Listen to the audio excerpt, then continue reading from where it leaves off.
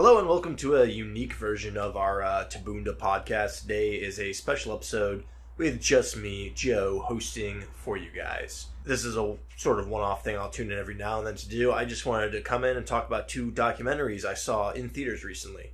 It's very rare that I watch documentaries, and it's extremely rare that I watch documentaries in theaters. I think these two documentaries are two of the three documentaries I've ever seen in theaters. And the two documentaries I watched are They Shall Not Grow Old by Peter Jackson. That's getting a lot of buzz. I actually saw it quite a bit ago before it got a widespread theatrical release. And then the other is Free Solo, a movie about a professional free solo climber. And we'll get into what Free Solo is when we talk about it. But just to preface, we're not going to be talking about documentaries on this podcast very much, if at all. I don't think either of us are particularly interested in documentaries. I actually almost actively dislike documentaries. I studied history of film, history in general as a minor in college, and with my cinema studies, there's a lot of film theory and focusing on the history of film. And when you study that, you learn a lot about how documentaries came about, especially with some of the early documentaries and sort of being used as misinformation campaigns, especially by the Nazi Party. And I'm not saying documentaries are literally just Nazi propaganda. That's quite a jump in logic there. But they are, how do I say this? Well, a lot of people will say that film is a lie. And it's this kind of, it's kind of a clickbaity way to say audio and visuals juxtaposing with each other to tell a narrative. And that's pretty much true. And saying that it's a lie is, yeah, sure, it's a very negative way to say it. It's sort of the difference between saying it's a creation and it's a fabrication. Saying it's a fabrication has a much more negative sound to it, but that's what it's almost synonymous, is what I'm trying to say.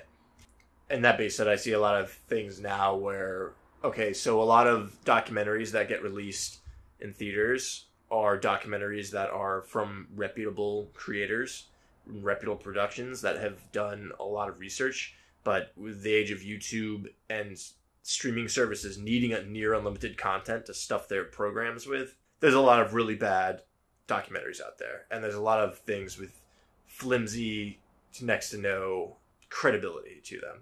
Basically, it'll just be stuff of people who can speak in lofty host-like voices and use bits of information that suits their arguments. It's not only just you risk getting misleading facts or omitted facts or, narratives with heavy omission. It's also you're getting a visual manipulation in front of you. And because of that, I highly, highly recommend that nobody gets their information from documentaries. And if they do, go back and review the production company, the sources of it, and get on YouTube. And usually there's good videos debunking documentaries and certain narratives. And then look at the counter arguments to those, and it's a conversation to be had. And a lot of these things that pop up on Netflix and stuff like that, they can be incredibly misleading. That being said, there's certain topics like the First World War, which there's been, literally a century of historical research on at this point, and there's a lot of information on it. It's such a large event that impacted the world that there's a lot of first-hand accounts to draw from. And that leads us into the 100-year anniversary film, And They Shall Not Grow Old. So Peter Jackson was contacted by the Imperial War Museum, prestigious historical institute with a lot of World War I footage. A lot. And they commissioned Peter Jackson to make this documentary. And judging by the quality of this, I mean, I know it's also probably a passion project for Peter Jackson, so he was willing to do it for, not pro bono, but he wasn't asking for a huge salary for it. It wasn't a job for him. But it seems like it has a very, very high production value because it is hands down some of the best restored footage ever. If you're a history nerd like me, you've seen World War II in color. This makes World War II in color look like just lower quality. Not to compare that documentary to this, but this is masterfully restored. And the version I got to see in theaters had a introduction and I guess a post credits behind the scenes from Peter Jackson himself. And it starts off, and he basically tells you why this movie was made, how this movie was made, and he's very matter of fact with it, and he's very casual. It almost sounds like he's giving this intro from his living room couch, and it's very charming, and it's kind of sweet just seeing him talk to you, and it feels like you're sitting like across the room from Peter Jackson listening to him talk about why he wanted to make this movie, which I really liked. The movie starts off, and it's in black and white footage. It gives you a little taste of the actual quality of the World War I footage, which is, needless to say, not good. The film quality of the footage that the movie starts off with, that we've seen 100 times over on documentaries on, public access channels for decades now. The movie's narrated by actual interviews with soldiers from World War I, of veterans. I think they were recorded in the 70s and 60s. I think that's when Peter Jackson said they took the audio for those. And if you understand history and you understand the value of a primary source, having him use that as the narrative structure for the movie is very interesting and very respectful. And the movie's basically structured around these audio clips of these World War I veterans, and they talk sort of from when they're enlisted up until the end of the war. And it's all from British soldiers. It's from a British perspective. It starts off in the black and white footage, and after a certain point, this little 3x4 black and white footage expands into this wide frame, and it gets colorized. And it literally transforms in front of your eyes, and then the audio of the movie, if you see this in theaters, the audio of the movie transforms from this sort of little boxed in, like you're watching it on a TV audio, to this massive surround sound. You start to hear artillery thundering and men marching, and it's one of the most amazing moments I've had in a movie theater.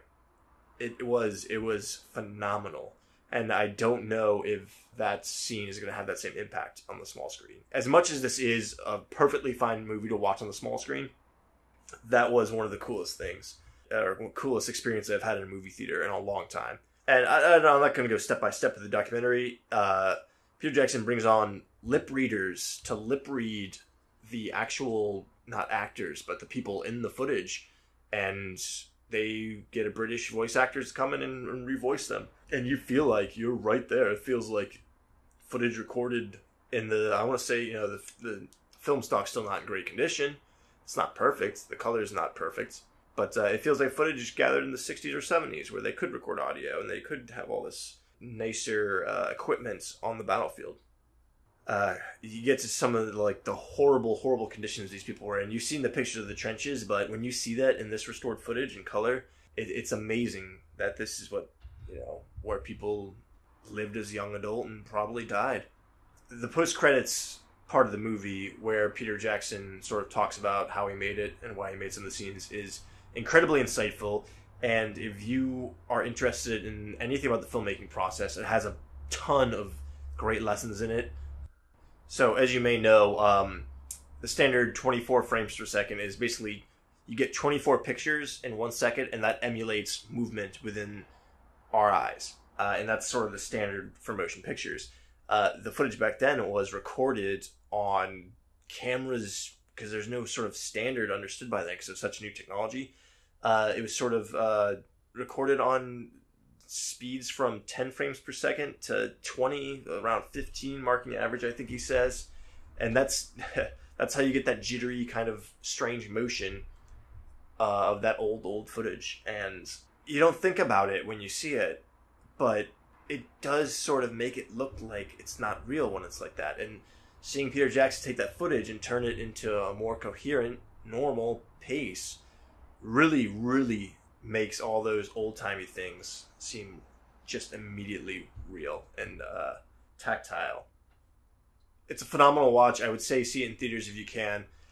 I'm not going to rate documentaries, because I don't really see documentaries as a form of entertainment, or you shouldn't be seeing them as a form of entertainment. I would say, as a simple recommendation, you know if you're interested in that time period or not. You know if you're interested in the First and Second World War or not. I feel it's a pretty cut and dry sort of thing. If you are, this is a must-see. If you're not, maybe not. If you're a film buff and you're big on the technical aspects of film and the history of film and stuff like that, you might get a kick out of this too. If you're a Peter Jackson fan, check it out.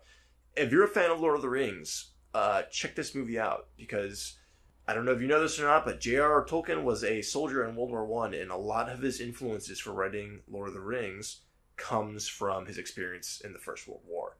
And I think Peter Jackson's passion of the First World War sort of bled in to his Lord of the Rings movies, and I feel like after watching this, there was really no better person to direct those first three Lord of the Rings movies. Sort of a perfect storm with someone who is obsessed with World War One, creating a fantasy universe created based on a soldier's experiences in World War One. It's kind of a weird and interesting. And Peter Jackson's also a little bit unintentionally funny with how nonchalant he is about some things. It's entertaining to see him talk. There's a few directors. A lot of directors are really boring, especially in Hollywood, and they won't be funny or quirky. They'll just basically be businessmen. And then you get a few people. You get like people like John Landis. It's just a treat listening to them talk. And I think Peter Jackson is a bit like that, especially when he's talking about his passion project. The next documentary I saw, I had no interest in seeing initially. I was enticed by a friend to go see it. It's called Free Solo, and I after I heard the name for it, I never heard of this documentary before, or even the term Free Solo. And I looked it up on Google real quick, and at first I was like, oh, rock climbing? I have no interest in seeing this. And then I saw it was at the El Capitan, not mountain, but I guess a rock wall. It's a mountain. We'll call it a mountain for the sake of this video. In Yosemite National Park. I live in California. I was a Boy Scout growing up. I love the outdoors. I love the wilderness, and I especially love Yosemite. It's one of the most beautiful places in the world. So that made me a little bit more interested to see it, and I signed on and I saw it. And I'd say it's a documentary. It's interesting. It focuses on a professional rock climber named Alex Hanold, and it's very kind of a personal story with him, and it's charming in some ways, it's bizarre in other ways, and it's scary in other ways. And to sum it up simply, Free Solo is a style of rock climbing where you basically just climb. No ropes, no attachments, nothing. It would be like if I got up from this podcast right now, went to a rock wall, and just started climbing. That's what Free Solo is. I'm sure some rock climber experts will tell me there's a little bit more to it than that, but that's essentially the gist. But it is a phenomenal subculture, and it's a subculture that I think is larger than a lot of people think it is. You get to learn a lot about rock climbing in general, and this is obviously one of the most dangerous types of rock climbing. And just how fatal of a hobby rock climbing is. Alex Honnold is... you don't know this going into it if you're not into rock climbing, but I guess he is huge. I mean, El Capitan is massive. It's kind of... I don't want to be like a dick and say it's a generic story, because that's not. He is definitely the only person to do that. But it is sort of this generic kind of pride story, where it's a man with an ambition and an unyielding commitment to fulfill that ambition. And it's got that very much kind of, at what lengths will he go? What length will he be satisfied with himself kind of vibe to the whole movie. Which is, it's endearing, but it's also kind of corny. But it's fine. I mean, Alex is a charming enough guy where you can watch a movie about him just fine. The more interesting stuff comes from them actually talking about their hobby, the history of rock climbing, and all the other people who have done it and died doing it, how dangerous it is, them planning out exactly how they rock climb. Because like I said, it's me just jumping up and climbing up the nearest mountain from this podcast, but truth be told, they go out and they plan it, and he plans almost every step he takes on the mountain face, which is incredibly interesting. And it's insane the physical condition you have to be in to do this. And then some of the also more dramatic, interesting stuff comes from his girlfriend, who is like, I mean, you get where I'm coming from, where This guy gets out and he climbs up the side of the mountain, and she's worried for him. And she says, "Hey, can you stop free soloing?" And he's like, "Never. It's something I love." And there's a lot of dramatic tension that comes from that, which again, it's kind of endearing. It's well done and endearing, but it's also kind of generic. And that sounds shitty to say about it, because this is actual people's lives. But, you know, it is a story that we've kind of heard before in other tales. If you like rock climbing, it's a must-see. If you're interested in rock climbing, it's a must-see. If you're a thrill seeker and you're scared of heights, like if you're scared of heights but you like getting on roller coasters and doing that stuff, see it. If you're, I guess, interested in Yosemite, check it out. It's got some interesting stuff. It's nice to see this persona of Alex unfold in front of us as this kid who kind of has, you know, he's sort of like one of the lost millennials, kind of, where he had trouble growing up and this seems to be his outlet. They say he might have Asperger's or slight Asperger's or something like that. And he's a little off, you can see, but not off in like a weird or creepy way. Just, you know, he's a little in his own head a lot of times. And it's interesting. That being said, I was thinking to myself, I'm going to turn on the news someday and I'm going to recognize this name in an article where it talks about him plummeting to his death, which is morbid as all hell. But the documentary kind of lets you know that that's how a lot of these free soloers' careers end, which is unfortunate. It's a very contemporary documentary, which makes it a little more recommendation from me. If you're watching this video or this podcast 2 years from when Free Solo came out, I don't know, maybe not. Maybe see it when you hear that article about him falling to his death. I'm not even trying to make a joke or be funny about that. It's an interesting movie about this guy and what drives this guy to do this stuff. But it is like, this is extremely dangerous. Like, extremely dangerous. And there's even one of the lines from the movie that really sticks with me is another expert rock climber is talking to us as the audience. He says, he's making this look easy, but experts who watch this are terrified. Where it's a lot of times in documentaries, it's the other way, where it's experts are like, no, this is fine. And then the documentary hypes it up for dramatic tension. And this is, no, he's making this look easy, and we can't bring the camera up with him the whole way, but this is insane, which I thought was very interesting.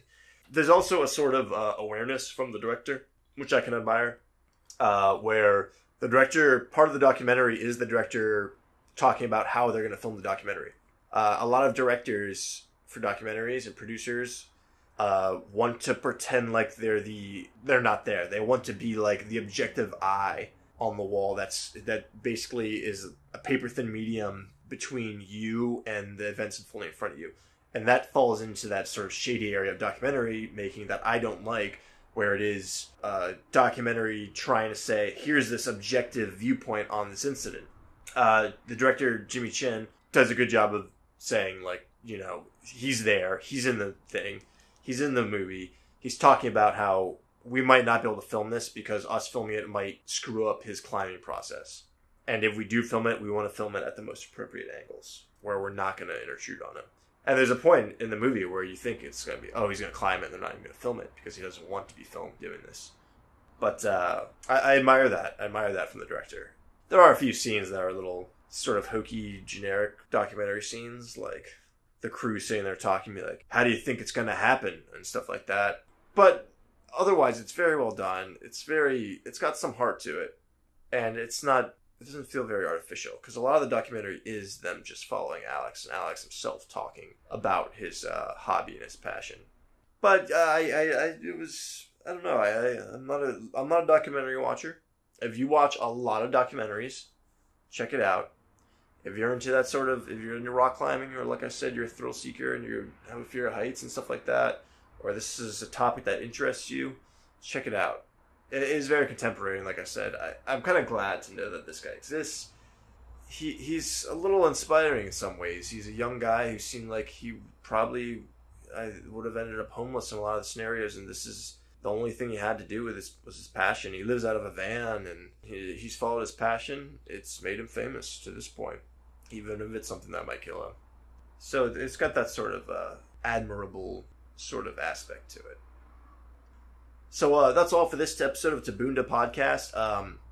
like I said, this could be a sort of one-off thing. I don't usually see documentaries. I don't think Caleb sees documentaries hardly ever. Not too interested in them, but I did see these two. I wanted to talk about them because they're pretty quality flicks. What can I say? So stay tuned for that. Go ahead and hit subscribe. Leave a like on the video. Check out our other contents. We'll have a Patreon link below. I am getting that set up. I'll actually have a video on the Patreon. I'll probably put that up on the site. And stay tuned, guys.